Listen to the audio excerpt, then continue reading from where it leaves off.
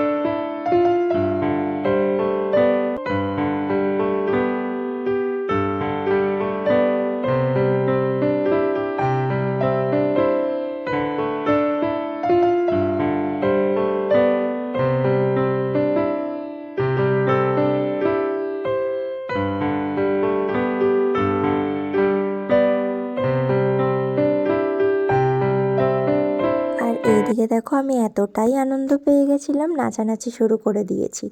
ওরা বলছে দাঁড়া দাঁড়া ফটো তুলি। তো যাই হোক, দাঁড়ালাম। আমাকে ও বলল বস, বসে আমাকে বলল এনে বলে দিয়েছিল। তো এটা খুলি, তোমরাও দেখো।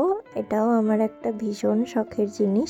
অনেক দিন ধরেই ভাবছিলাম কিনবো, তো এটা ও যে গিফট করবে এটা তো একদমই আমি ভাবতে পারিনি।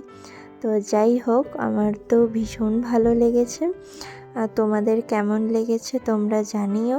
সবাই কিন্তু আমাদেরকে অনেক আশীর্বাদ করো যেন আমরা একসাথে থাকতে পারি, সবাই মিলে অনেক আনন্দ ফুর্তি করতে পারি। আর এদিকে দেখো, আমি বলছিলাম এ দেখ আমার মুখটাই পুরো ঢুকে যাবে দেখি তোরটা, বলে ওকে এটা ঝুলিয়ে দিয়েছিলাম গলায়। তো যাই হোক, আমার তো খুব ভালো লেগেছে, খুব খুব খুব। আমি বারবারই একটাই কথা বলছি। আর এইদিকে দেখো কাকিমার মুখটা দেখো, আর এদিক থেকে দীপাও। আমি দীপাকে যেই ক্যামেরা ঘুরিয়েছি ও হেসে বেরিয়ে গেছে, আর এদিকে লাইটটা সেট করছিল। দেন দেখো, আমি কাকিমাকে জিজ্ঞাসা করছি ভালো লেগেছে, কাকিমা বলছে হ্যাঁ। যে তারপরে দেখো এদিকে রিং লাইটটা জ্বালিয়েছে, আর আমি ছোট্টদাকে বলছি লাইটটা জ্বালানোর পরে এবার তোমাকে দেখা যাচ্ছে একটু। তো এই নিয়ে সবাই হাসাহাসি করছে। আর এদিকে দেখো, ও কি লজ্জা পাচ্ছে ক্যামেরার সামনে আসতে, ভীষণই লজ্জা পায়। দেন আমরা মজা টজা করে এখানে সবাই মিলে খাওয়া দাওয়া করে আমরা বেরিয়ে গেলাম। আর ও এত কিছু হাতে জিনিস ছিল বলে আমার, সেই কারণে ও গাড়ি করে আজকে আমাকে ছাড়তে এসছে বাড়ির সামনে।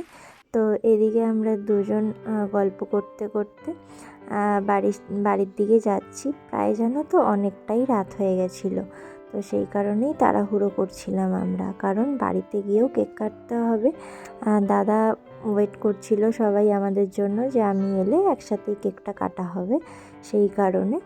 আর এদিকে আমি বাড়ির কাছাকাছি চলেই এসেছি, তখন মোটামুটি ওই 11:30 মতন বাজে এখন।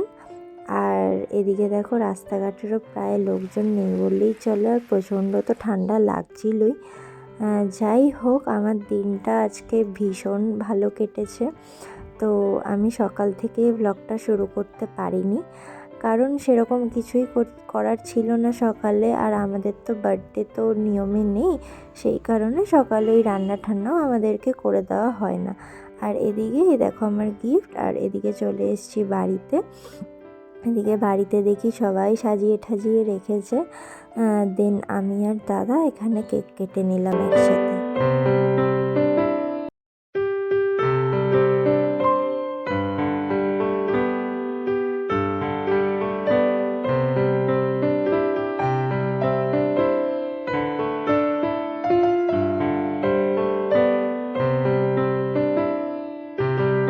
আর এদিকে আমি ইয়ার্কি মারতে মারতে বৌদির নাকে ক্রিম লাগিয়ে দিয়েছিলাম। তো যাই হোক, আজকের দিন আমার ভীষণ ভালো কেটেছে।